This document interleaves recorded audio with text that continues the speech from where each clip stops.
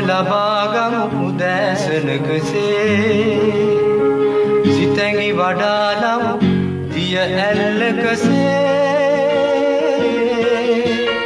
සුභාරතී සුභාරතී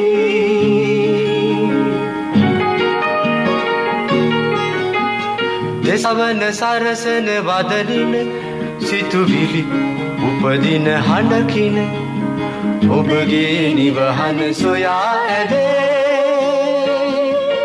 සුභාරතී සුභාරතී අයිබෝවන් සුබ උදෑසනක් ජානක සුනිත් බණ්ඩාරයි අපිට සුභාරතී සංවාද මණ්ඩපයට ඇරයුම් කළේ බොහොම ස්තුතියි ඔබටත් නව ව්‍යවස්ථාව සහ ජන මතය පිළිබඳවයි අදත් අපේ සුභාරතී සංවාද මණ්ඩපයෙන් කතා බහ කරන්නේ. ඔබ දන්නවා මේ සතියේ ආරම්භයේ සිට අද දක්වාම අපි කතා බහ කළේ මේ නව ව්‍යවස්ථාව පිළිබඳ සාකච්ඡා මාලාවක් විදිහට වැඩසටහන සකස් කරමින් අද එහි 5 වෙනි සාකච්ඡාව නව ව්‍යවස්ථාව සහ ජනමතය පිළිබඳව කතා බහ කරන්නට අපි අද ආරාධනා කළා ශ්‍රී ලංකා පොදුජන පෙරමුණේ ප්‍රධාන ලේකම් පාර්ලිමේන්තු මන්ත්‍රී නීතිඥ සාගර කාර්යවසම් මහතාට මෙහි මොහොත වන විටත් ඔහු අපේ මැදිරියට තව ස්වල්ප මොහොතකින් පැමිණීමට නියමිතයි.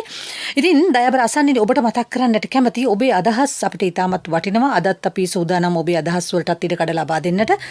ඔබට වඩාත් හුරු පුරුදු අපේ දුරකථන අංකයත් මතක් කරන්නම් 0112695446 සහ 0112695447 කියන මේ දුරකථන අංක දෙක ඔස්සේම ඔබට සම්බන්ධ වන්නට පුළුවන්. අපි මූලික වටේ කතා බහින් අනතුරුවයි ඔබට ඒ අවස්ථාව ලබා දෙන්නේ. ඒ වගේම 91.7 91.9 ස්වදේශීය සේවා තරංගමාලා ඔස්සේත් ඔබට පහසුවෙන් අපි ශ්‍රවණය කරන්නට පුළුවන්. ඒ වගේමයි ස්වදේශීය සේවා මුහුණු පොත ඔබට විවෘතයි.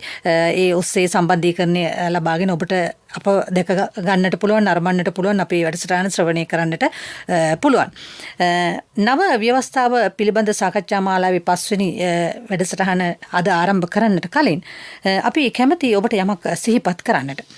හොඳ හා නරක වෙන් කර ගැනීමට මිනිසාට නොහැකි වීම ඔහුගේ ජීවිතයට පවත්නා බලවත්ම තර්ජනයක් වන බව ඉතාලි දේශකයෙකු, ලේඛකයෙකු හා දේශපාලඥයෙකු සිසරෝ වරක පවසලා තිබෙනවා. අද අපටත් හොඳ හා නරක වෙන් කර හඳුනාගෙන ක්‍රියා කරමින් අපේ ජීවිතවලට පමණක් නොයි රටටම බලපාන තර්ජන වලින් අර්බුද වලින් මිදෙන්නට අවස්ථාවක් උදා වී තිබෙනවා. ඒ ව්‍යවස්ථාමය අර්බුදේ නැත්තම් ගැටලුව 19 වන ආණ්ඩුක්‍රම ව්‍යවස්ථාව සංශෝධනයේ හොඳ නරක පිළිබඳව අද සාමාන්‍ය පොදු ජනතාවටත් අවබෝධයක් ඇතිව තිබෙනවා. එය උරගා බලා අවසන් ඒ පැවති මහා මැතිවරණය. වැඩි බලයකින් ශ්‍රී ලංකා පොදුජන පෙරමුණ බලයට පත් වුණා. ඡන්ද ව්‍යාපාරය පුරාගෙන ගියා. පවතින ව්‍යවස්ථා අර්බුදයට විසඳුමක් වුන් දෙනවා කියලා දැන් ඔන්න සුදුසු කාලේ ඇවිත් තිබෙනවා. එහෙමනම් සිහිපත් කරමු අපි මේ සතියේ සඳුදා සිට අපේ වැඩසටහනට සහභාගී වුණු සම්පත් දායකයන් මොන වගේද අදහස් දැක්ුවේ කියලා. ජනාධිපති නීතිඥ මනෝහර ද සිල්වා මහතා සඳුදා දිනේ අපේ සුභාරතී සංවාද මණ්ඩපයට පැමිණියා. ඔහු ඒ සම්බන්ධයෙන් දැක්ුවේ මෙවැනි අදහසක්. ඒ රටේ ව්‍යවස්ථාවක් හදනවා නම් මේ වහාම 13 වන ආණ්ඩුක්‍රම ව්‍යවස්ථා සංශෝධනයෙන් මේ රටේ සංවර්ධනයට බාධා කරන විකෘතිය නිවැරදි විය යුතුයි. එහෙම නැතුව ගරු ජනාධිපතිතුමා බලාපොරොත්තු වන සංවර්ධනයක් හෝ රට නිවැරදි කිරීමක් කරන්න පුළුවන් කමක් නැහැ. මොකද මේ 13න් අපි බැට කාලා මේ රට එක අඟලක්වත් ඉදිරියට ගියේ නැත්තේ ඕකයි. ගරු ජනාධිපතිතුමා මා ඡන්දය ඉල්ලන්නත් ඉස්සෙල්ලා මේ එළිය වගේ සංවිධානයක් ගොඩනගලා මේ පණිවිඩය ගෙනිච්චේ ඇයි? ඒ වෙනකොට මේ රටේ දේශපාලඥයන්ට තියෙනවා මේ එන්ජිஓ රුදාවක්. බයයි. අනික විජාතික රටවල් වලින් ලාභ ලබන දේශපාලඥයෝ පිරිසක් මේ රටේ ඉන්නවා. මේ 13ක් තියාගන්න ඕනේ. අපි ඉන්දියාව තරහ වෙයි. ওই කතා සම්පූර්ණයෙන්ම ওই ඒජන්තවරුන්ගේ කතා. මේ තියෙන නරක කොටස් ටික අපි ඉස්සෙල්ලා අවශ්‍ය කරන්න ඕන. අපිට පුළුවන් බල විමද්දගත කරන ක්‍රමයක් ඇති කරන්න. ජනාධිපති නීතිඥ මනෝහර ද සිල්වා දැක්වූ අදහස් වලටයි අපි ඒ සවන් දුන්නේ. ජනාධිපති නීතිඥ යුවර් ද සිල්වා මහතාත් මේ ව්‍යවස්ථා අර්බුදය එහෙම නැත්නම් ඉදිරි ව්‍යවස්ථා සංශෝධනය පිළිබඳව මෙවැනි අදහසක් දැක්වුවා. 19 වෙනි ව්‍යවස්ථා සංශෝධනයේ ඇවිල්ලා අවුරුදු 4මාරක කාලයක් තුල ජනතාව ඒක වින්දා. ජනතාව දැක්කා මේ ගමනක් යන්න සූදානම් වෙලා ගමනක් ශීඝ්‍රගාමීව යනවා. එතුමාට මේ බාධකේ නැති කරන්න අපිට විශ්වාසයක් තියෙනවා මේ ජනාධිපතිතුමා ගැන. ඒ නිසා විශ්වාසයේ මත අපි එතුමාට 3න් 2ක් දෙන්න ඕනි කියලා එතුමාමත් බලාපොරොත්තු නොවෙච්ච ආකාරයට ජනතාව ඡන්දය දුන්නා. ඉතින් මේකෙන් කියන්නේ මොකද්ද? 19 මත හිටගෙන තවදුරටත් කටයුතු කිරීමද? නැහැ. ඒ නිසා එතුමා පොරොන්දු දෙකක් දීලා තියෙනවා. එකක් ඇවිල්ලා මට ගමන යන්න ඉඩ දෙන්න, සාර්ථකව රටේ අනාගතය, රටේ ආර්ථික තත්ත්වය, සමාජ වටපිටාව ඒ සියල්ල බල ගන්නවන ඉඩ දෙන්න.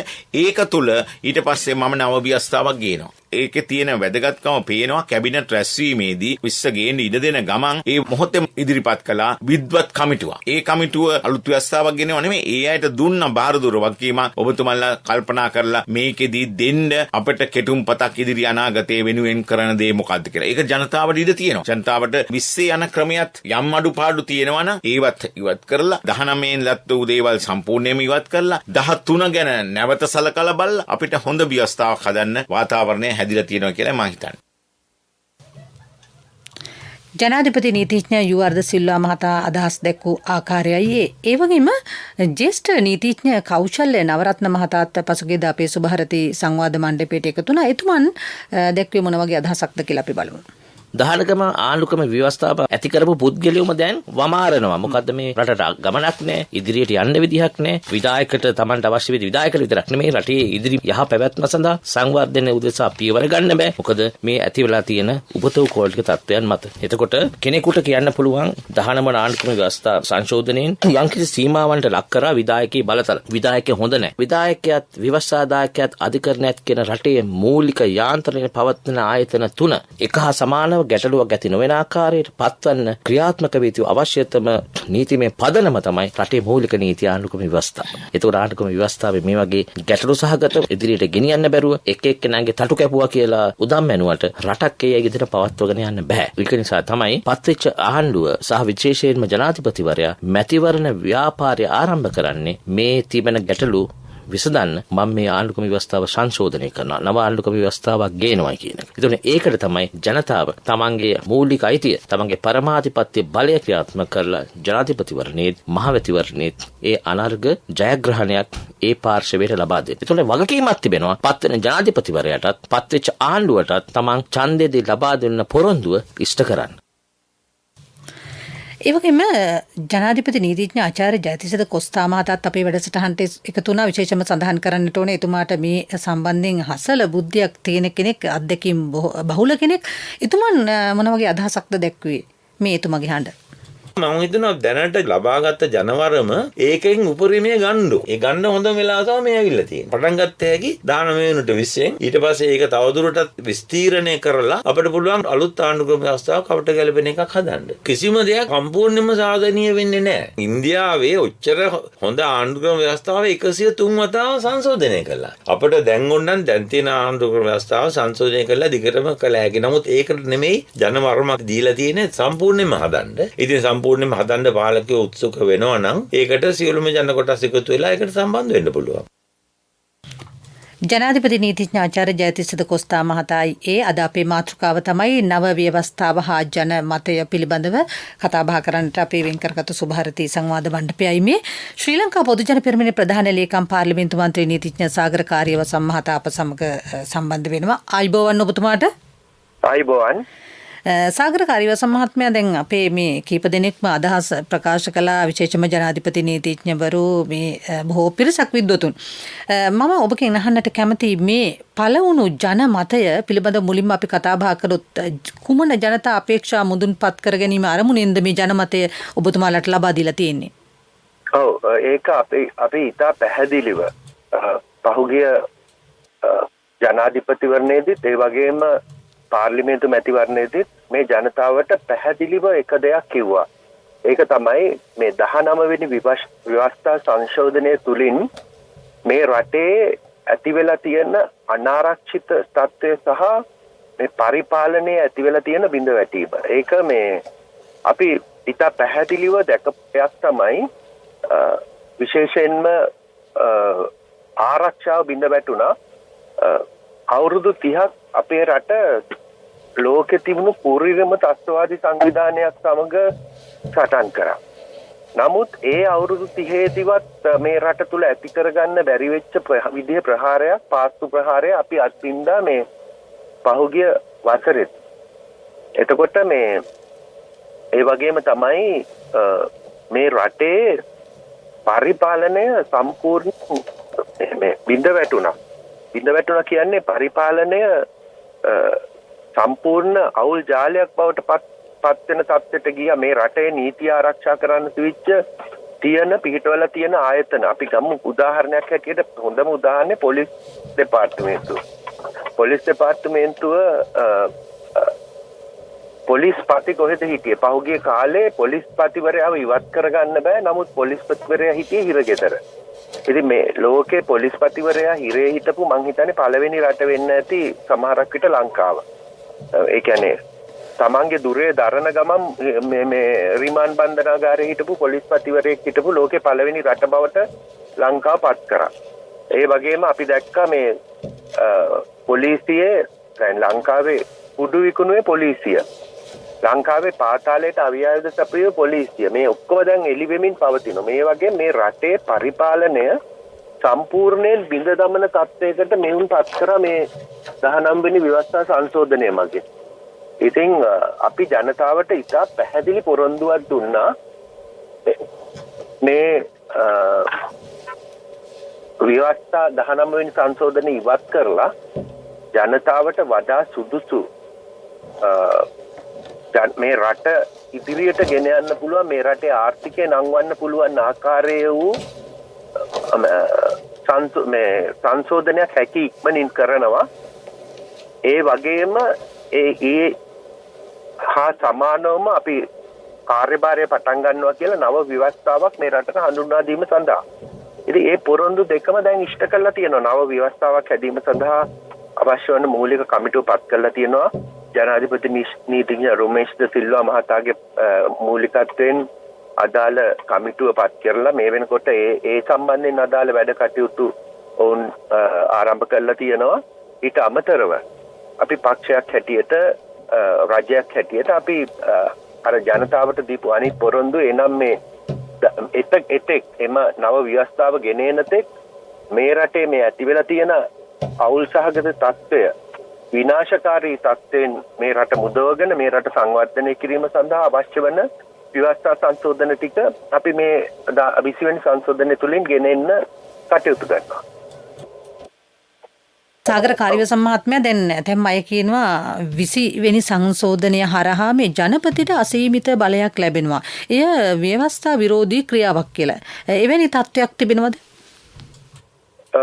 ජනපතිට අසීමිත බලයක් කියන එක නෙමෙයි, ජනපතිවරයාට බලයක් ලැබෙනවා. මොකද දැනට තියෙන්නේ ජනාධිපතිවරයාගේ බලය නැති කරලා. දැන් අපි බැලුවොත් මේ අසීමිත බලයක් කියන එක අපි දැන් අමුතු විශේෂ බලයක් දෙන්නේ නැහැනේ. අපි මේ ජනාධිපතිවරයාට ලබා දෙන්නේ 19 වෙනි සංශෝධනයේට පෙර ආතුව මේ රටේ ජනාධිපතිවරයෙක් අතුව තිබූ බලතල නැවත ජනාධිපතිවරයාට ලබා දෙනවා. ඒ කියන්නේ මේ රටේ හිටපු ජනාධිපතිවරුන් මහින්ද රාජපක්ෂ ජනාධිපතිතුමා, එතකොට චන්ද්‍රිකා බණ්ඩාරනායක ජනාධිපතිතුමිය, ටීබී විජේතුංග ජනාධිපතිතුමා, රණසිංහ ප්‍රේමදාස ජනාධිපතිතුමා, ජේ.ආර්. ජයවර්ධන මේ ජනාධිපතිතුමා යන මේ හැමදෙනාම භාවිත කරන බලය ඊට මදක් අඩුවෙන් මේ ජනාධිපතිවරයාට නැවත ලබා දීමක් සිදු වෙනවා. නමුත් ඇයි අපි මේ බලය ලබා දෙන්නේ කියන එක මං හිතන්නේ ජනතාවට පැහැදිලි කරන්න ඕනේ අනිවාර්යෙන්. මොකද නැත්තම් මේක මේ ජනාධිපතිවරයාට බලය ලබා දෙනවා කියන මේ අනවශ්‍ය මේ සටන් පාටයක් ජනතාව තුළ ඇති කළ ජනමතය වෙනස් කිරීමේ උත්සාහයක විරුද්ධ පක්ෂය නිරත වෙනවා. මොකද දැන් විරුද්ධ පක්ෂය මේ ජනතාවට අමතක කරන්න හදනවා පහුගිය අවුරුදු 4 තුළ මේ රටේ සිදුවෙච්ච දේවල්. මේ රටේ ආරක්ෂාව බිඳ වැටුනේ කොයි ආකාරයෙන්ද, මේ රට විනාශ කරේ කොයි ආකාරයෙන්ද, මේ රටේ ජාතිවාදී ගෝත්‍රවාදී කල්ලිවාදී කණ්ඩායම් ඇති වුණේ කොහොමද, මේ රටේ සමහර පළාත්වල රජයේ පාලනය බිඳ වැටෙන තත්ත්වයට ආවේ කොහොමද කියන එක ජනතාවට අමතක කළා මේ ජනාධිපතිවරයාගේ බලතල කියන මේ පටු සටන් පාඨයකට ජනතාව ගොනු කරන්න උත්සාහයක් දරමින් සිටිනවා. නමුත් මම ඊට පැහැදිලිව කියන්න ඕනේ මේක මේ මට පොඩි අවස්ථාවක් දෙන්න පුරෝකතන කලින් පරණ කතාවකට යන්න තියෙනවා. ඒ කියන්නේ මේ රටේ අපි දන්නවා මේ රටේ ව්‍යවස්ථාව තුළ අපි 13 වෙනි ව්‍යවස්ථා සංශෝධනය තුළින් මේ රටට ගෙන ආවා මේ පළාත් සභා කියන ක්‍රමයක්. මේ පළාත් සභා ක්‍රමය හඳුන්වා දීමේදීම ඉතා පැහැදිලිව එවකට හිටපු බොහෝ පිරිස් විද්වතුන් නීතිඥවරුන් මේ 13 වෙනි සංශෝධනය මගින් ශ්‍රී ලංකාවට පළාත් සභා ක්‍රමය හඳුන්වා දීමට විරුද්ධ වුණා. ඒ විරුද්ධ වුණ වෙන මොකුත් හින්දා නෙමෙයි ශ්‍රී ලංකාව වගේ කුඩා රටක මේ වගේ ජනවාර්ගික පදනම මත පදනම් වෙච්ච ඒකක පිහිටුවොත් එමගින් රටේ ඒකීයභාවයට හානියක් වෙන්න පුළුවන්. රටේ භෞමික අඛණ්ඩතාවයට හානියක් වෙන්න පුළුවන් කියන පදනමේ. මොකද ඒ වෙන විටත් මේ රටේ වාර්ගික පදනමක් මත ඇතිවෙච්ච යුද්ධයක් පැවතිච්ච රටක් නිසා. ඉතින් මෙතෙන්දී ඒ 13 වෙනි සංශෝධනයේ ගෙන එන අවස්ථාවේදී මේ රටේ හිටපු විද්වතුන් ශ්‍රේෂ්ඨාධිකරණයට ගිහිල්ලා ඒට විරුද්ධව ඉල්ලීමක් කරා. ඒ වෙලාවේ ශ්‍රේෂ්ඨාධිකරණය ඒ ඉල්ලීම සම්බන්ධයෙන් ඇති කරා මේ විශේෂ වූ ඒ කියන්නේ ශ්‍රේෂ්ඨාධිකරණයේ පූර්ණ අධිකරණයක් කියලා අපි කියනවා විනිශ්චයකාරවරුන් 9 දෙනෙකු වාඩි වෙලා එම නඩුව අහන අධිකරණයක්. එම අධිකරණයේ එවකට හිටියේ ශ්‍රේෂ්ඨාධිකරණ විනිසුරු අග විනිසුරු ශර්වානන්ද විනිසුරුතුමා ප්‍රමුඛව ඒ නඩු තීන්දුවේදී 1987 වර්ෂයේ මට මතක හැටියට මේ තීන්දුවක් දුන්නා නඩු අධිකරණය. ඒ තීන්දුවෙන් බෙදුණු තීන්දුවක් දුන්නේ. ඒ කියන්නේ ඒ විනිශ්චය සභාවට විනිශ්චයකාරවරුන් 9 දෙනාගෙන් 4 දෙනෙක් කිව්වා නෑ මේ පළාත් සභාව ගේන්න එපා. එමගින් රටේ ඒකීයභාවයට තර්ජනයක් ඇති විය හැකියි කියලා. නමුත් 5 දෙනෙක් කිව්වා නෑ මේක ගෙනාවට ඒකීයභාවයට හානියක් වෙන්නේ නෑ කියලා මේ ලංකාවේ ව්‍යවස්ථාවට මේක අනුකූලයි කියලා. එහෙම කියන්න ඔවුන් මූලික වශයෙන් හේතුපාදක කරගත්ත එක කාරණයක් තමයි ලංකාවේ තියෙන විධායක ජනාධිපතිවරයා සතු බලතල. ඒ විධායක ජනාධිපතිවරයා සතුව තියෙන බලතල තුලින් එවැනි හානියක් සිදු කරන්න වෙනත් පාර්ශ්වයකට ලැබෙන අවස්ථා අවමයි කියන තත්ත්වය. මොකද අපේ ව්‍යවස්ථාවේ තිබුණේ විධායක ජනාධිපතිවරයා සතුව විශාල බලයක් තිබුණා. එතකොට පාර්ලිමේන්තුව දුර්වල වුණත් ජනාධිපතිවරයාට හැකියාව තියෙනවා හැමතිස්සෙම මේ සියලු තත්ත්වයන් තමන්ගේ පාලනයේ යටතට ගන්න. රටට හානිකර අහිතකර තත්ත්වයක් ඇති වුණොත් ඒ සියල්ල තමන්ගේ පාලනයට ගන්න හැකියාව ජනාධිපතිවරයාට ලැබුණා. ඒ ජනාධිපතිවරයාට තිබිච්ච බලතල මත. නමුත් 19 වෙනි සංශෝධනයෙන් සිදු කරේ ඒ ජනාධිපතිවරයා සතුව තිබිච්ච බලතල වලින් බොහෝමයක් කඩලාගෙන හැල්ලා අගමැතිවරයාගේ අතට දැම්මා. අගමැතිවරයා යටතට ඒ බලතල පත් කරා. එතකොට මෙතෙන්දී අපි බලන්න ඕනේ මේ රටේ ඉතිහාසයත් මේ රටේ දැනට තියෙන තත්ත්වයක් අනුව කොහොමද සිද්ධ වෙන්නේ කියන එක. ඊට පැහැදිලිව අපි දකිනවා මේ රටේ දැනට තියෙන සමානුපාතික ඡන්ද ක්‍රමයක්. මේ සමානුපාතික ඡන්ද ක්‍රමයේ යටතේ කිසියම් හෝ අවස්ථාවක් තියෙන මේ රටේ ඉතිහාසයේ ඉඳන් මේ සමානුපාතික ක්‍රමයේ යටතේ මැතිවරණ පවත්වද්දී 2010 මහා යුද ජයග්‍රහණයත් එක්ක ලැබුණු ජනවරමත් මෙවර අප වෙත ලැබුණු ජනවරමත් ඇරෙන්න අනිත් හැම පාර්ලිමේන්තුවකම වගේ තිබුණේ ඊටාම දුර්වල පාර්ලිමේන්තු බිහි වුණේ. ඒ කියන්නේ කිසිම පක්ෂයකට පැහැදිලි බහුතරයක් සහිත පාර්ලිමේන්තුවක් ලැබුණේ නැහැ.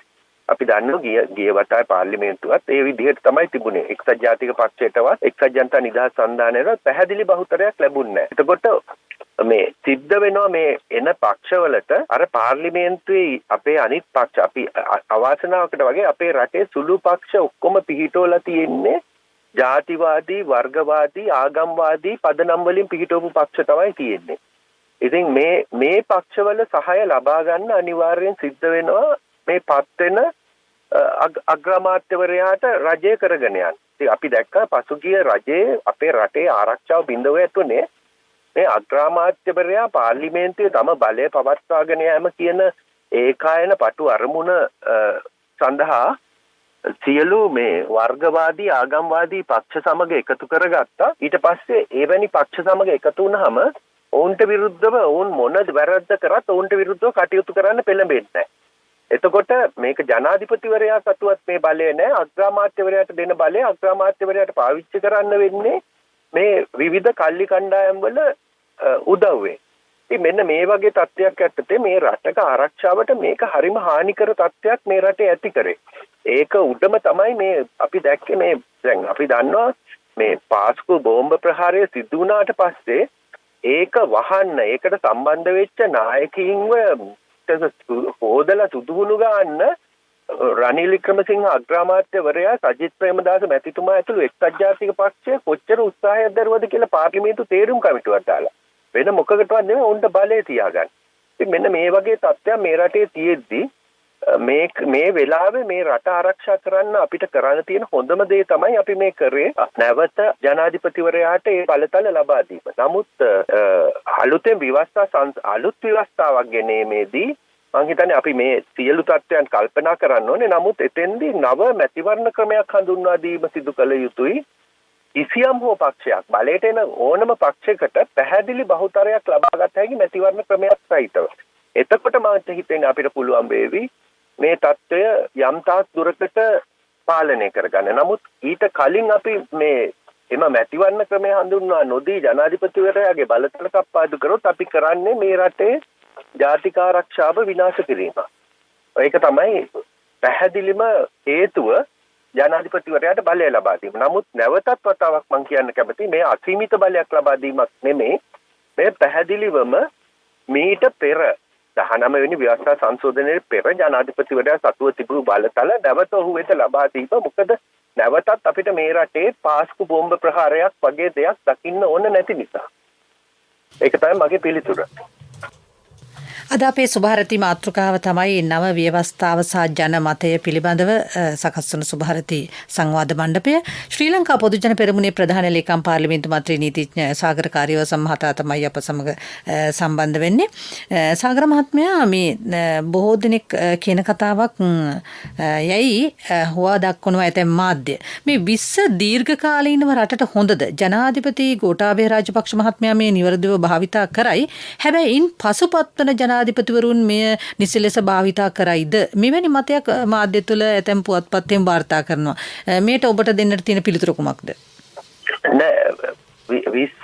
මේ ජනාධිපතිවරයාට බලතල ලබා දීම සම්බන්ධයෙන් මේ රටේ දීර්ඝකාලීනව කතිකාවතක් තියෙනවා. අපි ඒක දන්නවා. නමුත් රටක ජනාධිපතිවරයා පත් වෙන්නේ රටේ සියලුම ජනතාවගේ ඡන්දයෙන්. ඒ කියන්නේ මේ රටේ ජනාධිපතිවරයා කියන්නේ දැන් ඊයේ වතාවේ දැන් රටේ බලය ගිය රටේ අගමැතිවරයාට. රටේ අගමැතිවරයා කියන්නේ මේ කොළඹ දිස්ත්‍රික්කයේ ඡන්දදායකින් සුළු පිරිසකගේ ඡන්දයෙන් මේ මනාප ඡන්ද ටිකක් අරගෙන පත් වෙනවා මේ රනිල් වික්‍රමසිංහ මැතිතුමාගේ අතට බලය ලබා දුන්නා.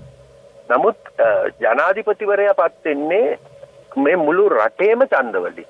එතකොට මුළු රටේම ඡන්දවලින් පත් වෙච්ච කෙනෙක්ගේ අතට බලය ලබා දුන්නාම ඔහු දන්නවා මේ කිසියම් ඕනම පාර්ශවයකට මම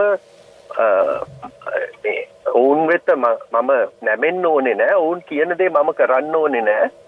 මගේ ජනාධිපති ධූරය මගේ ධූර කාලය පුරාවට තියෙනවා කියලා. නමුත් අර අගමැතිවරයාගේ අතට ඒ බලය ගියහම මේ වත්මන් ඡන්ද ක්‍රමයේ යටතේ ඒ අගමැතිවරයාට සිද්ධ වෙනවා තමන්ගේ බලය රැක ගැනීම සඳහා කාගේ හෝ මේ උදව් ලබා ගන්න. එතකොට ඔහු ඒ අවස්ථාවේදී රටට ආදරය නොකරන පුද්ගලයෙක් අගමැති පුටුවේ හිටියොත් ඔහු කරන්නේ මේ ආගම්වාදී වර්ගවාදී ගෝත්‍රවාදී පක්ෂවලට ඒ ඔවුන්ගේ අභිමතයන් මුදුන් පමුණවා ගැනීමට ඉඩ දීලා හරි මේ රාජ්‍ය බලය පවත්වා ගැනීමේ මේ උත්සාහයක නිරත වෙනවා. අන්න ඒ වගේ වෙලාවක මේ රටට වෙන්න පුළුවන් හානිය ඉතාම විශාලයි. ඉතින් අපි මේ හානිදායක තත්ත්වයන් දෙකකින් අඩු හානිදායක තත්ත්වයක් තෝර ගැනීම කියන එක තමයි සාමාන්‍යයෙන් ඕනම කෙනෙක් කළ යුතු දේ. එතකොට මේ රට ගැන හිතනවා නම් රටේ ආරක්ෂාව ගැන හිතනවා නම් මේ අවස්ථාවට විතරක් ගෝඨාභය ජනාධිපතිතුමාට විතරක් මේ අදාළ තත්ත්වයක් හැටියට මම දකින්නේ මම දකින දේ නම් මෙතෙන්දී මෙවැනි තත්ත්වයක් ඒ කියන්නේ අපි අපේ මේ මනාප ඡන්ද ක්‍රමය වෙනස් කරලා ප්‍රබල පාර්ලිමේන්තුවක් ගොඩනගන්න අවශ්‍ය ශක්තිය ලබා දෙන්නේ නැත්නම් අපි පාර්ලිමේන්තුවට ඒක හරි ලොකු ප්‍රශ්නයක්. ඉතින් මේ අලුත් ව්‍යවස්ථාවක් හදන්න යම්කිසි කාලයක් ගත වෙනවා. ඒක නිසා අපි වහාම මේ தත්ත්වය සමනයකට පත් කරගන්න ඕනේ. ඒ කියන්නේ මේ தත්ත්වය වෙනස් කරන්න ඕනේ මේ රටේ. ඒක තමයි අපි මේ රටේ ජනතාවට දිගටම දීපු පොරොන්දුව. අපි පහුගිය ජනාධිපතිවරණයේදී මහමැතිවරණයේදී දිගටම මේ රටේ ජනතාවට දීපු පොරොන්දුව තමයි මේ විනාශකාරී 19 වෙනි සංශෝධනයේ මේ රට මුදව ගන්නවා කියන්නේ. ඉතින් මං හිතන්නේ ඒක වහාම කිරීම අත්‍යවශ්‍ය වෙනවා.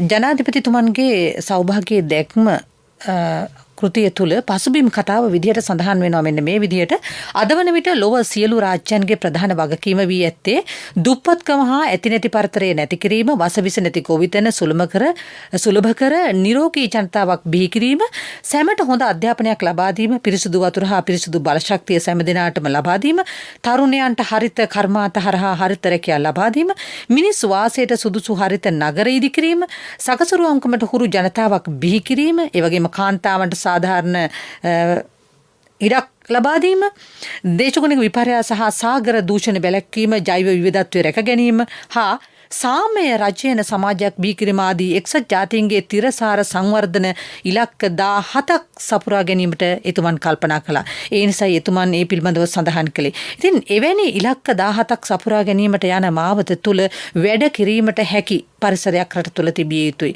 මේ රට වැඩ බිමක් බවට පත් කරන්නට පුළුවන් වාතාවරණයක් ගොඩනැගිය යුතුයි. ඒ වගේම රටේ ආරක්ෂාව මේ ආදී සියලු දේවල් ජනතාවගේ සුබ සෙත වෙනුවෙන් සකස් කරන්නට පුළුවන් වන්නා වූ කරුණු කාරණා ඉටු කළ යුතු යුතුයකම් වගකීම් එලෙසම ඉටු කරන්නට ජනාධිපතිවරයාට බලයක් හැකියාවක් තිබිය යුතුයි. ඒ නිසායි අපි දැන් ඔබේ අදහස් කොයි ආකාරයෙන්ද ඔබ මේ නව ව්‍යවස්ථාව සහ මේ අපි ගොඩනගන ජනමතය පිළිබඳව ඔබේ අදහස් ඒ වගේම විශේෂයෙන්ම ඔබ දක්වන ජනමතය ඔස්සේ තමයි මේ රට ක්‍රියාත්මක කරන්නට ජනාධිපතිතුමන් උත්සාහ කරන්නේ. ඔබේ මතයට හැම විටම සාමාන්‍ය පොදු ජනතාවගේ මතයට හැම විටම කරු කරනවා. ඒ පිළිබඳවත් අපි කතා බහ කරන්නට ඕන. මේ මොහොතේ අපේ දුරකථනයේ රැඳී සිටිනවා කොමියුනිස්ට් පක්ෂයේ හිටපු ප්‍රධාන ලේකම් ඩිව් ගුණසේකර මහත්මයා. බොහොම අත්දැකීම් බහුල අපේ විද්වතෙක්. ආයිබෝන් ඩිව් ගුණසේකර මහත්මයා. ආයිබා ඔබේ අදහසුත් අපිට ඉතාමත්ම වටිනවා මේ නව ව්‍යවස්ථාව පිළිබඳව. එවැනි එකක් අපිට නව ව්‍යවස්ථාවක් අපේ රටට අවශ්‍යද මේ කාරණාව පිළිබඳව පහුගිය කාලය තුලත් ඔබතුමා අපිට විවිධ අදහස් ඉදිරිපත් කළා. අද කොහොමද ඔබේ අදහස් ඉදිරිපත් කරන්නේ? නව ව්‍යවස්ථාවක් කියන එක ඉතින් අවුරුදු 42ක් තිස්සේ අපි අපතුල තිබිච්ච සීනයක් යථාර්ථයක් නොවූ සීනයක්. 1994 මහා මැතිවරණය ජනාධිපතිවරණයේ ඉඳලා ජනතාව ඡන්දය දීලා තියෙනවා නව ව්‍යවස්ථාවක් සඳහා. ඉතින් 94 ඉඳලා මේ දක්වා බලයට ආවා. බලයට පස්සේ ඒක අමතක කරනවා. එකම අවස්ථාවේ උත්සාහයක් ගත්තේ චන්ද්‍රයා කුමාරතුංග මැතිණිය 2004 දී ව්‍යවස්ථාව ගත්තා. ඒක ගිනිපත් කරා. එතන ඉවර වුණා. ඉතින් ඒ නිසා මේක අලුත් දෙයක් නෙමෙයි. ජනතාව අපේක්ෂා කර දෙයක්, අපි අපේක්ෂා කර දෙයක්. ඉතින් මේ නව ව්‍යවස්ථාවක අවශ්‍යතාවය තිබෙනවා. ඒ ගැන කිසිම ප්‍රශ්නයක් නැහැ. හැබැයි මට ප්‍රශ්නයක් තිබෙනවා මේ නව ව්‍යවස්ථාව කෙටුම්පත් කිරීමට පත් කරලා තිබෙන විශේෂඥ කමිටුව. ඒක මේ නීතිඥයන් හා ශ්‍රේෂ්ඨ මේ මහාචාර්යවරුන් සමන්විත කමිටුවක්. ඇත්ත තමයි විශේෂඥ කොමිටුවක් ඕන මේ උපදෙස් දෙන්න. දැන් මේකට මේවට අමුද්‍රව්‍ය සපයන්න ඕන, සංකල්පය සපයන්න ඕන දේශපාලන නායකත්වය. ඒහදා මෙතන තියෙන අඩුවක් මම නම් මොකද නීතිඥවරුන්ට විතරක් පුළුවන්කමක් නැත්තේ නෑ මේ දේශපාලනය කරන අය දන්නේ මේක මේ අලුත් අවස්ථාව කුමන ආකාරයේ අපි විධායක ජනාධිපති ක්‍රමයේ සීම තියා ගන්නවාද එතනින් පාර්ලිමේන්තු ක්‍රමයකට පරිවර්තනය වෙනවද එමෙන්සේ නම් පවතින යථාර්ථයන් තේරුම් අරගෙන විධායක ජනාධිපතිය එහෙම තබා ගන්නවා නම් එවනම් පාර්ලිමේන්තුවේ බලයේ නොවන ආකාරයට තුලනය කරන්න මේ වගේ කාරණා ඒ වගේම 78 බහුභූත ව්‍යවස්ථාවේ ගෙනාවේ වෙනත් ගමනක් යන්න මේ නව ලිබරල් ආර්ථික ප්‍රතිපත්තියක් ගොඩනැගීමට ජයාජාතනවාත්මයා හිතාමතාම ගෙනාවු මේක. ඉතින් අපේ ව්‍යවස්ථාවක් හදනවා නම් අපේ ගමන් මාර්ගය අපේ දැක්ම මොකක්ද කියලා තීරණය කරන්න ඕන. ඒ දැක්ම තීරණය කරන්න නීතිඥයින්ට කමිටියට මාචාර්යවරුන්ට පුළුවන් ගමන් නැහැ. ඒක පොදු පෙරමුණේ දේශපාලන නායකත්වය තමයි තීරණය කරන්න ඕන. ඉදිරි දැක්ම අනුව අපේ ආර්ථික ගමන් මාර්ගයේ උපාය මාර්ග මොකක්ද? ඒකට කල්පනාකාරී අනුකූල ව්‍යවස්ථාවක් සකස් කරන්න ඕන. මෙතන මම දකින්න පාඩුව මම දන්නේ නැහැ. සමහර විට පසු කාලයකදී මේ වෙනස් වෙයි. නමුත් කෙටුම්පත් කරන්න එපායි. ඒක අවශ්‍ය සංකල්පය. මොකද සංකල්පෙන්නේ ප්‍රතිපත්තිය දෙන්නේ ප්‍රතිපත්තියෙන්නේ නීතිය හැදෙන්නේ. හවුද? ඉතින් ඒ නිසා මුල් එක නීති කෙටුම්පත් කිරීමෙන්නේ අන්තිම මාර්ගයේ. කෙටුම්පත් කරන්න ඉස්සෙල්ලා සංකල්පය තෝරගන්න ඕන. ප්‍රතිපත්තිය තෝරගන්න ඕන. ප්‍රතිපත්තිය තෝරගන්න ඉස්සෙල්ලා ප්‍රතිපත්තිය පදනම් වෙන සංකල්පය ගැන අවබෝධයක් තිබෙන්න ඕන. ඒක निराකරණය කරගන්න ඕන. ඉතින් මේ වෙනස් වෙන වේගයෙන් වෙනස් වෙන ලෝකේ ලෝක ආර්ථිකය වෙනස් වෙනවා. ආර්ථිකයේ බලතුලනය වෙනස් වෙනවා. අලුත් ලෝක ආර්ථික රටාවක් නිර්මාණය වෙනවා. ඒක හන්දා මේ ඉදිරි දශකය කියන්නේ මුළුමනින්ම ලෝකේ වෙනස් වෙන ලෝකයක්. ඉතින් ඒ නිසා ඒ අපේ දැක්ම ඒ දෙස කල්පනා කරලා ඒකට උචිත ගැළපෙන විදිහට අපේ ව්‍යවස්ථාව හදන්න ඕනේ. එහෙම නැත්නම් ව්‍යවස්ථාව කරනකොට තවත් ව්‍යවස්ථාවක් ගෙන වෙනුවට ගෙනීමේ ඒ විදිහට සරල කරලා කල්පනා කරන්න බෑ. ඉතින් මම කල්පනා කරන එක දේශපාලන නායකත්වය තමයි ඉස්සෙල්ලා මේ කරලා දේශපාලන සියලු පක්ෂ වලින් සඳුන්ගත් කමිටුවක් මම කරලා අනිත් එක මේක රටේ මූලික නීතිය හදනකොට අපි උත්සාහ ගන්න ඕන සාර්ථක වුණත් නැති වුණත් සෙසු දේශපාලන පක්ෂවල මත විමසන්න ඕන. මේක මුළු රටේම සෑම පුරුෂයාටම බලපාන ව්‍යවස්ථාවක්. දුරකථනයේ ඔස්සේ අපි සම්බන්ධ කරගත්තේ කොමියුනිස්ට් පක්ෂයේ හිටපු ප්‍රධාන ලේකම් ඩියු ගුණසේකර මහතා. බොහොම ස්තුතියි ඔබතුමාට.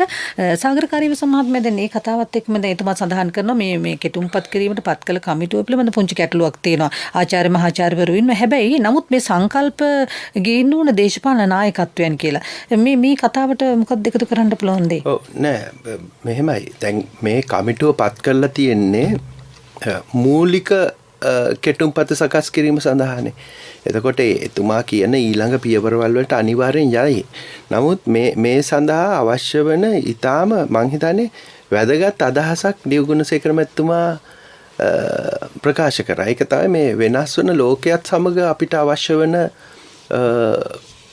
නව ව්‍යවස්ථාවක් සඳහා ප්‍රවිෂ්ඨ වීමේ තියෙන අවශ්‍යතාවය.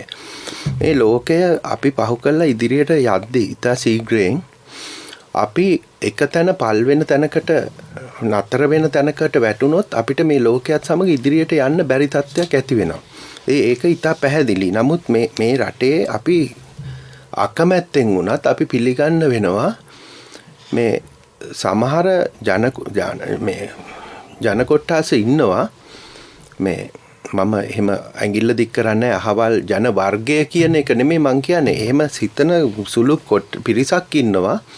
ඔවුන්ට මේ ලෝකයේ සමග රට ඉදිරියට යෑමට වැඩිය ඔවුන්ට අවශ්‍ය වෙලා තියෙනවා තමුන්ගේ අර පටු මේ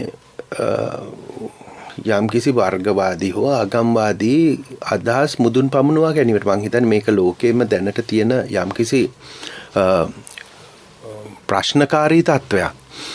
ඉතින් මේ තත්ත්වය ලංකාවෙත් පහුගිය කාලේ ඇති වෙන්න ඉඩ හරිනු ලැබුවා. පැවති රජය විසින් ලංකාවේ මේ තත්ත්වය ඇති වෙන්න ඉඩ හරිනු ලැබුවා. ඉතින් මෙවැනි තත්ත්වයක් යටතේ අපි රජයක් හැටියට අලුත් ව්‍යවස්ථාවක් හදනකොට එවැනි තත්ත්වයකින් නැවතත් මොකද අපේ රට අවුරුදු 30කින් ආර්ථික සංවර්ධනයේ පසුපසට ගිය රටක් යුද්ධයක් නිසා එක් වතාවක්. දැන් අපි නැවත අපේ රටට ඒ වගේ තත්ත්වයකින් ඉඩ දෙනවද? එහෙම නැත්නම් මේ රටේ ජාතික ආරක්ෂාව අංක 1ට දාලා එවැනි කිසිදු ත්‍රස්තවාදී හෝ වෙනත් මේ රටේ ආර්ථික දියුණුවට හානිදායක කණ්ඩායම්වල නැගී සිටීමට විරුද්ධව කටයුතු කළ හැකි ප්‍රබල යාන්ත්‍රණයක් නිර්මාණය කරනවද කියන එක අපිට ඉතා වැදගත්. මොකද මේ ඉදිරියට මේ ලෝකයේ සමග ඒ දියුණුවට යනකොට ඒක එතෙන්දී අපි ඉතාම කල්පනාකාරී වෙන්න ඕනේ මේ ලෝකේ තියෙන ත්‍රස්තවාදී සංවිධාන සහ ඒ ලෝකයේ ඇතිවෙන ප්‍රවණතාවයන් උට අපේ රටට ඒවා ගලාගෙන එන්න තියෙන හැකියාවත් ඒව මර්ධනය කරන්න අපි ඇති කරන යාන්ත්‍රණයත් සම්බන්ධයෙන්. අද අපි කතා කරන්නේ නව ව්‍යවස්ථාව සහ ජනමතය පිළිබඳවයි. අපේ මැදිරියේ ඉන්නේ ශ්‍රී ලංකා පොදුජන පෙරමුණේ ප්‍රධාන ලේකම් පාර්ලිමේන්තු මන්ත්‍රී නීතිඥ සාගර කාර්යවසම් මහත්මයා. දයාබ්‍රාසන්නනි ඔබටත් අපි සුළු ඉඩකඩක් ලබා දෙනවා අපේ දුරකථනය ඔස්සේ සම්බන්ධ වන්නට 0112 695446 සහ 0112 695447.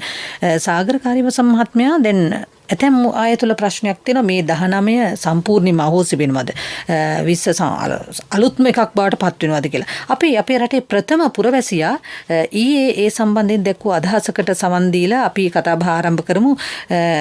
රාජ්‍ය අමාත්‍යවරුන් සමග විශේෂ සාකච්ඡාවක් පැවැත්වුණා ජනාධිපති කාර්යාලයේදී. ජනාධිපතිතුමන් එහිදී පැවසූ අදහසට තමයි අපි මුලින්ම සවන් දෙන්නේ.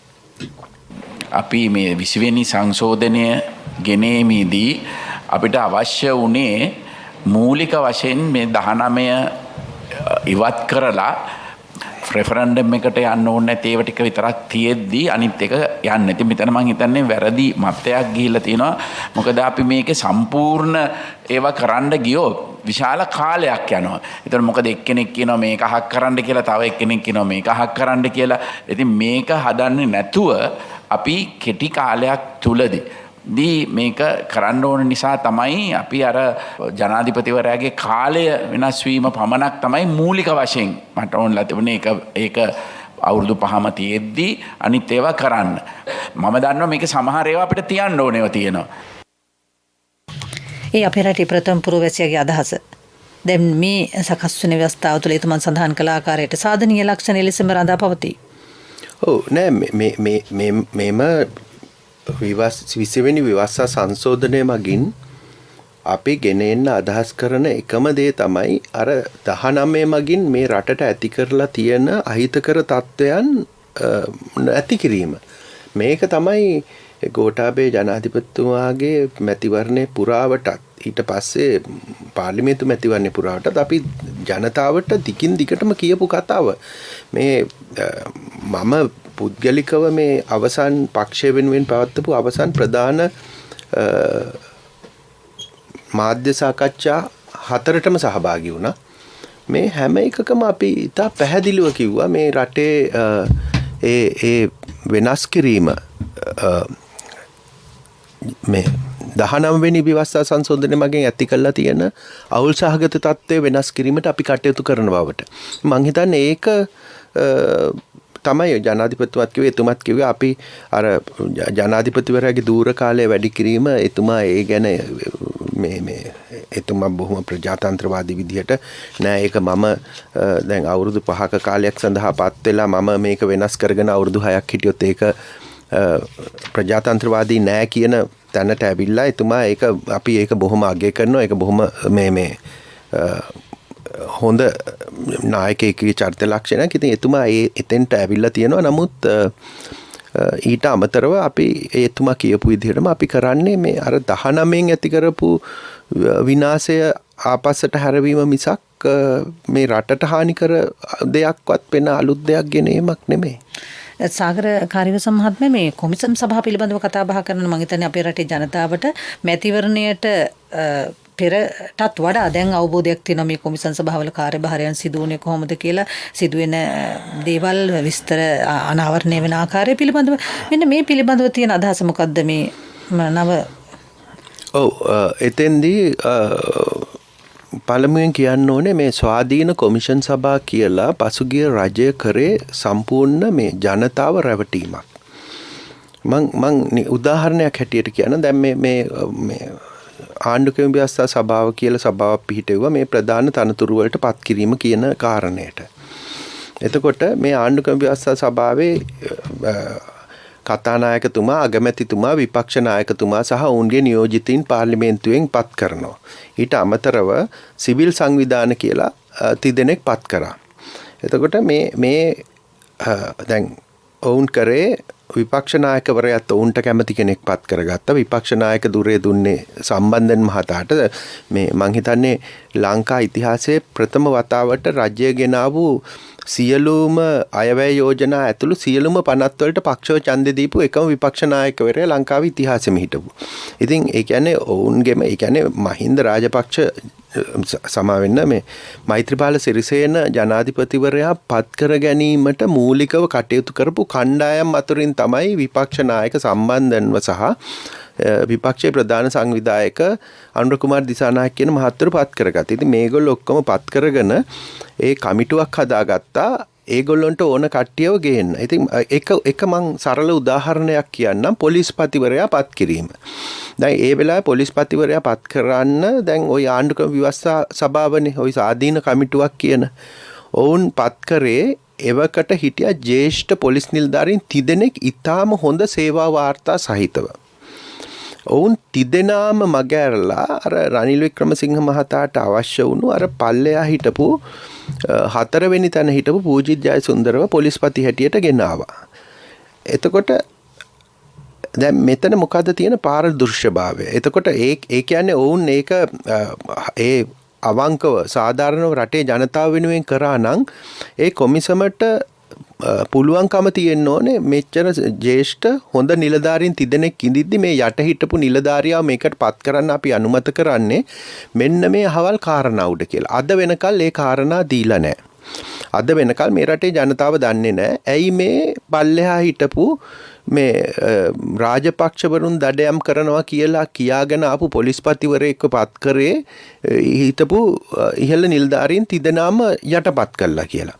ඒ සම්බන්ධ. එතකොට අපි දැක්කා ඒ පොලිස් කොමිසමක් පත් කළා මේ රටට වෙච්ච හානිය. එතකොට අපි දකිනවා මැතිවරණ කොමිසම. මැතිවරණ කොමිසමේ තත්ත්වය මොකද්ද? මැතිවරණ කොමිසම තියෙන්නේ විවස්ථාවෙම මැතිවරණ පැවැත්වීම සඳහා. මැතිවරණ කොමිසමට බත් කරනවා නිලධාරීන්. ඒ නිලධාරීන් එක් කොමිසන් සමාජිකයෙක් ශ්‍රේෂ්ඨාධිකරණයට දෙවතාවක් යනවා මේ රටේ පවත්වන මැතිවරණ තහනම් කරන්න. ඉතින් ප්‍රසිද්ධියේ පුවත්පත්වලට ප්‍රකාශ ලබා දුන්නා මේ අර හූල් මහතා මැතිවරණ කොමිසමේ සමාජිකයෙක් හැටියට උතුරේ ක්‍රියාත්මක වන රූපවාහිනී නාලිකාවකට සම්මුඛ සාකච්ඡාවක් ලබා දෙමින් කියා සිටිනවා ප්‍රසිද්ධියේ ශ්‍රී ලංකා පොදු ජන පෙරමුණට ඡන්දෙ දෙන්න එපා කියලා. ඉතින් මේ ස්වාධීන කොමිෂන් සභා කියලා මේ රටේ ඇති කරපු මහා විහිළුව මේ ජනතාවගේ මුදල් වලින් නඩත්තු කරගෙන කරපු විහිළුව. හැබැයි ඒ කිසිම දෙයකට අද වග කියන කෙනෙක් නැහැනේ. දැන් මේ පූජිත් ජයසුන්දර පත් කළා මේ රටට කරපු විනාශයට මේ නාකොටික් එකේ නිලධාරීන් කුඩු බෙදනකොට මේ පොලිස් නිලධාරීන් පාතාලයට අවියායුධ සපයලා මේ රටට කරපු විනාශය ඒකට වග කියන්න කවුරුත් නැහැ. මොකද සාධීන කොමිෂන් සභා කියලා හැමෝටම අත පිහදා ගන්න පුළුවන්. නමුත් අපි කියන්නේ ඒ පත් කිරීම දැන් අපි ලබා දීලා තියෙනවා මහජන නියෝජිතයින්ට. අද මහජන නියෝජිතයෝ කියන්නේ මේ රටේ ජනතාවට වග කියනවන. ඔවුන් අවුරුදු 5කට සැරයක් ජනතාව ඉදිරියට යන්න ඕනේ.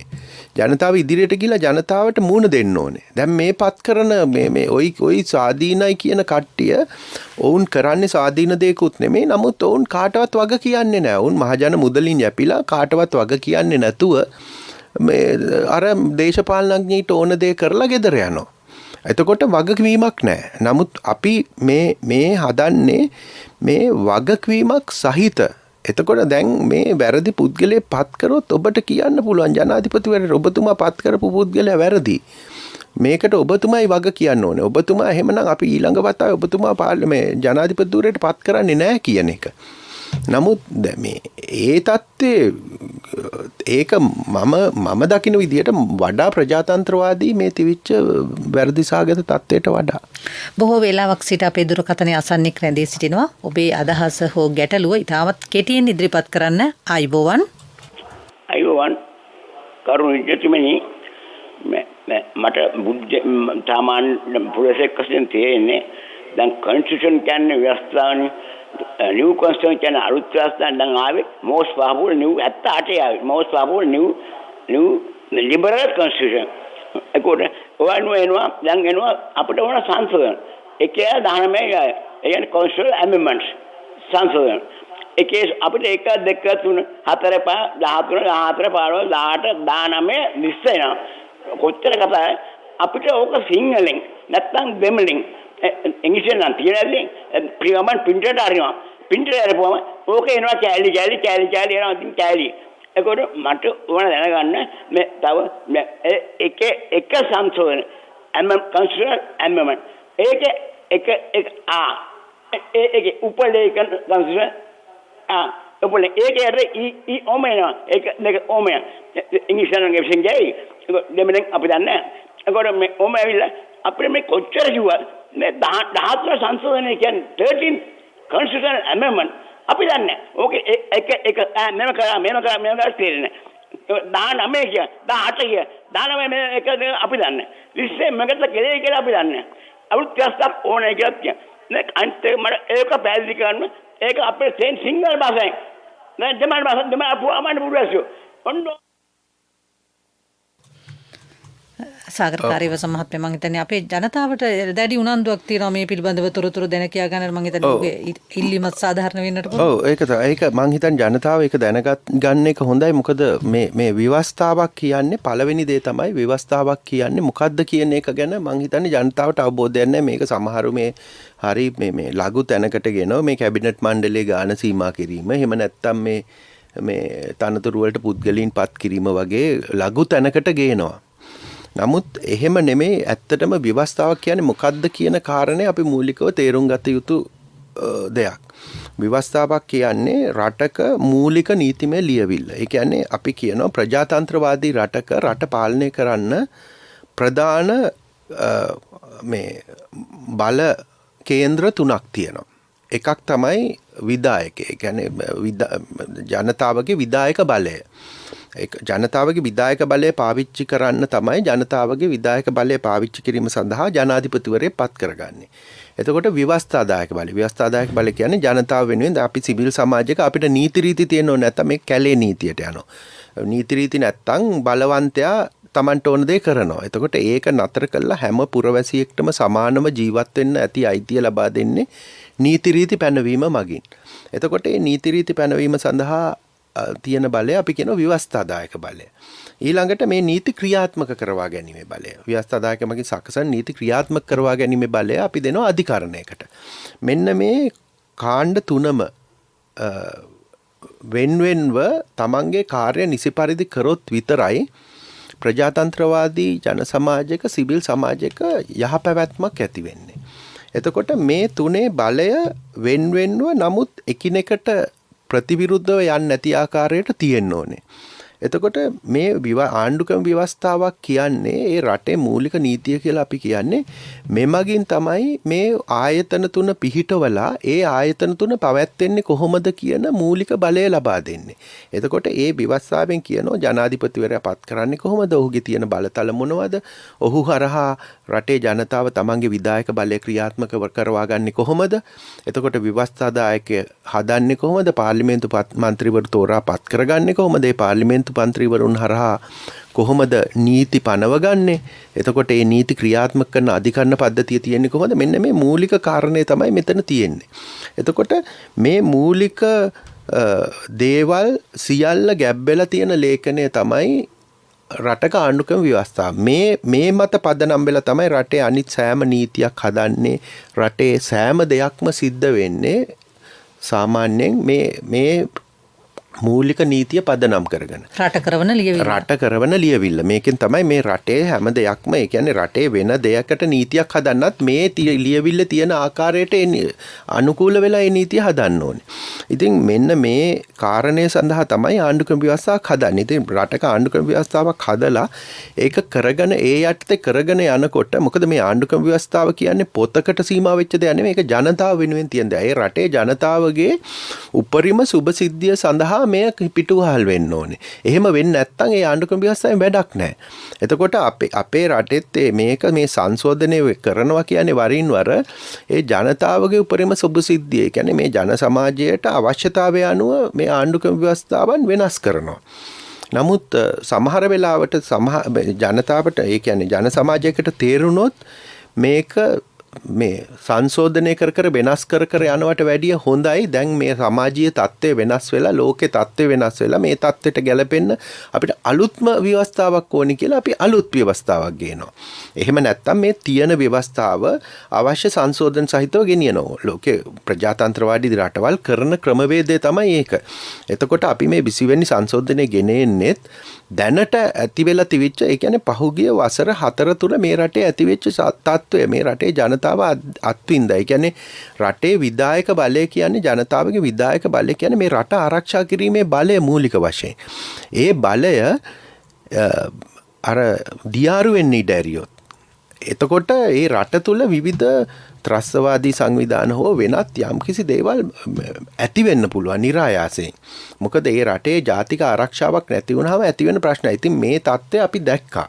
මේ தත්ත්වය අපි දැක්කා පහුගිය කාලේ මේ රටේ සිද්ධ වෙනවා. මේ රටේ ආරක්ෂාව සම්පූර්ණ බිඳුවට වැටිලා ඒ වගේම අර අගමැතිවරයාට විදේශ බලපෑම් උඩ අගමැතිවරයා මේ ගිහිල්ලා මේ රටට විරුද්ධ මේ යෝජනාවක් මේ රටේ විදේශ ඇමතිවරයා හරහා ජාත්‍යන්තරේ සම්මත කරගන්නවා. ඒ தත්ත්වයට මේ රට පත් කරා. ඉතින් මෙවැනි තත්ත්වයක් මේ රටේ නැවත ඇති නොවෙන්න නම් වහාම මේ 19 වෙනි සංශෝධනය ඉවත් කළ යුතුයි. ඒක තමයි අපේ මූලික දේ. කියන්නේ මේ රටේ මේ වගේ තත්ත්වයක් නැවත ඇති වෙන්න බෑ. මේ රටේ විධායකය සහ ව්‍යවස්ථාදායකය අධිකරණය කියන තුන වෙන්වෙන්ව ශක්තිමත්ව තිබිය යුතුයි රටේ යහපැවැත්ම සඳහා.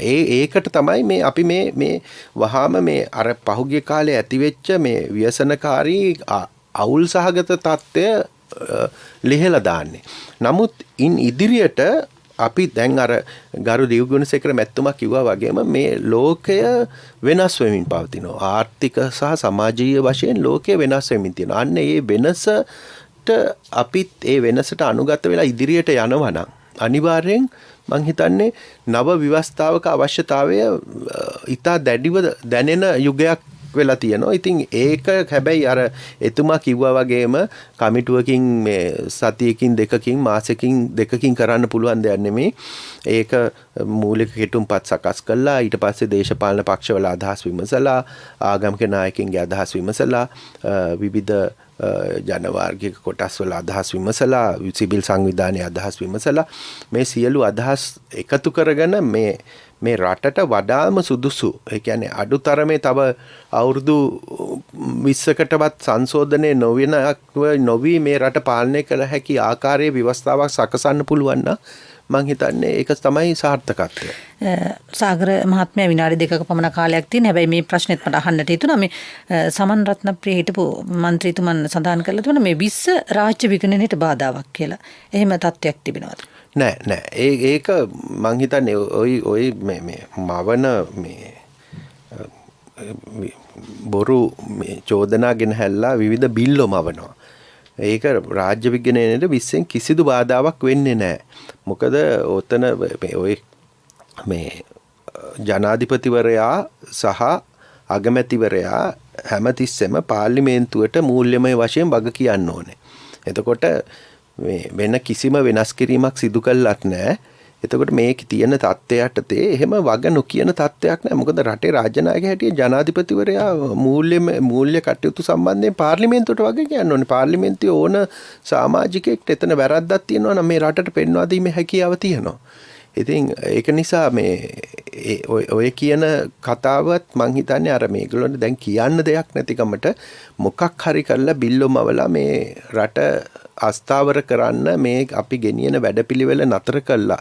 අර එවුන් මේ රට ගෙන ගියේ යම්කිසි විදේශ අවශ්‍යතාවයන් උද මේ රට අස්ථාවර කිරීමේ කාර්යයක ගියේ. ඉතින් ඒක දැන් එතනින් එළියට ඇවිල්ලා අපි මේ රට ස්ථාවර කරන්න යනකොට මේ මොකක් හරි ගෙනහැල්ලා මේ ජනතාව කුපිත කළා මේක මේ විනාශ කරන්න උත්සාහ දරනවා. නමුත් මං හිතන්නේ මේ වතාවේ නම් ජනතාව රැවටෙයි කියලා. ඒ වංචා දූෂණයට ඒ තුලින් කිසිදු මගක් නැහැ. නෑ කිසිම මගක් නෑ. කිසිදු මගක් නෑ. ඔහුට අපි අභියෝග කරනවා පුළුවන් නම් ඒක ඇවිල්ලා පෙන්නන්න කොයි විදියටද කරන්නේ. මේවා නිකන් මේ කියන බොරු චෝදනා විතරයි. මේ හුදෙක් චෝදනා විතරයි. ජාතික මාධ්‍යක කාර්යභාරය තමයි එවැනි චෝදනා තියෙනවා නම් ඒ පිළිබඳ සොයා බලන්නට ඒවා විමර්ශනය කරන්නට ඒ වගේ මේ පිළිබඳ අදහස් දක්වන්නට විශේෂයෙන්ම අප සමග රැඳී සිටින 100,000 ගණක් අසන්නන් දැනුම්පත් කරවීමේ කාර්යභාරය තමයි අපි ඡන්දයට පෙරත් සිදු කරා. ඉන් පසුවත් මේ රට යන ගමන් මඟ නිවැරදි කරන්නට අවශ්‍ය සංශෝධන ආනපනත් මේ පිළිබඳව ඒවා සකස් කරගන්නට අවශ්‍ය අදහස් උදහස් මේ සියලු දේවල් පිළිබඳව ඔබ දැනුම්පත් කිරීම අපගේ කාර්යභාරය. ඒ අනුව තමයි අද අපි නව ව්‍යවස්ථාව පිළිබඳ සාකච්ඡා මාලාවේ 5 වෙනි වැඩසටහන විදියට නව ව්‍යවස්ථාව සහ ජනමතය පිළිබඳව අද දිනත් සුභාරති සංවාද මණ්ඩපය ඔබ වෙනුවෙන් විනිකලේ ශ්‍රී ලංකා පොදු ජන පෙරමුණේ ප්‍රධාන ලේකම් පාර්ලිමේන්තු මන්ත්‍රී නීතිඥ සාගර කාර්යවසම් මහතායි අප සමග සම්බන්ධ වුණේ. බොහොම ස්තුතියි ඔබතුමාට. බොහොම ස්තුතියි. අද වැඩසටහන අධීක්ෂණය කළ ඉන්දික ජයරත්න, වැඩසටහන සම්බන්ධීකරණය කළ සුධර්මිකා විජේරත්න, නිෂ්පාදනය කළ ඩීලන් සමීර කොඩිකාර, තාක්ෂණික දායකත්වයේ ප්‍රභා වීරසූරිය, ස්වදේශීය සේවා මුහුණු පොත ඔස්සේ ඔබ හා සජීව සම්බන්ධ වන්නට අපට සම්බන්ධීකරණය ලබා දුන්නේ විහංග සංකලන ජගත් නවරත්න සමගින් ශර්මි මින්ඩිස්. මම ශාන්ති වීරසිංහ. ආයිබෝවන්. සිතැඟි වඩානම් දිය ඇල්ලකසේ